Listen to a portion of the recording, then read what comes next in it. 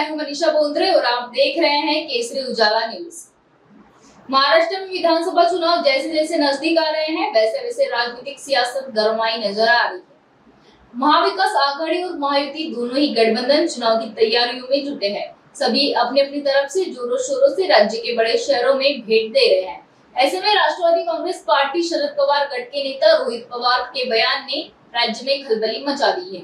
उन्होंने कहा कि उपराजधानी नागपुर से अनिल देशमुख लड़े तो देवेंद्र फडणवीस को कड़ी टक्कर देगी। आइए जानते हैं उन्होंने और क्या कहा। तर एखादा महत्त्वपूर्ण व्यक्तीबद्दल तुम्हाला विचारायचं असेल तर विचारा।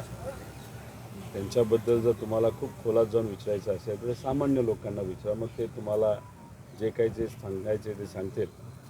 त्यामुळे मला असं वाटतं की माझ्या मतदारसंघामधला एखादा महत्त्वाचा प्रश्न आता या राज्याचा महत्त्वाचा प्रश्न असेल तर त्याला मी उत्तर द्यायला तयार। गोष्ट आहे, मोठे नेते आहेत ते फक्त माझ्याच मतदारसंघामध्ये फिरतील असं नाही, अख्ख्या महाराष्ट्रात फिरतील। त्यांचा पक्ष वेगळा आहे, त्यांचे नेते वेगळे आहेत। नेते जसं सांगतील, आता नेत्यांनी सांगितलं नसलं तरी जिथं कुठं ते फिरतील तो शेवटी त्यांचा अधिकार आहे।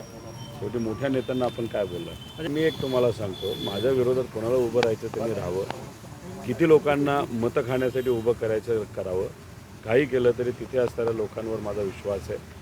कर्जत जामखेडकरांनी मला लढायला शिकवलं, त्यामुळे त्यांच्यासाठी विचारासाठी भल्या भल्यांबरोबर मी भिडायला तयार आहे। जामखेड मी कधीही सोडणार नाही, काही झालं तरी कर्जत जामखेडमधूनच लढणार आणि लोकांच्या आशीर्वादाने लोकांच्या पाठिंब्याने मला हाही विश्वास आहे गेल्या वेळेस जी लीड होती ती लीड अधिक त्याच्यामध्ये वाढलेली आपल्या सगळ्यांना बघायला मिळेल। कशी कराल तुम्ही ते दोन म्हणजे फरक?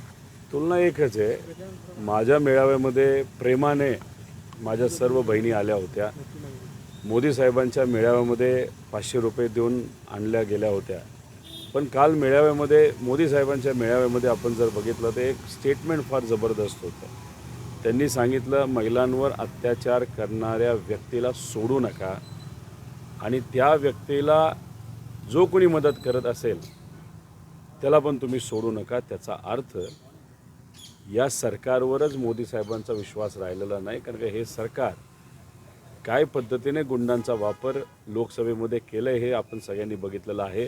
तर मोदी साहेबांनी सांगितलेलं आहे की बाबांनो, महायुतींच्या नेत्यांचं काही खरं नाही, त्यांच्याकडनं कुठेही महाराष्ट्राचा विकास होणार नाही, त्यामुळे इथं बदल हा 100% होणार हे जर मोदी साहेबांनी सांगितलं असेल त्यांच्या अंध भक्तांनी हे समजून घ्यावं, एवढीच विनंती इथं करतो।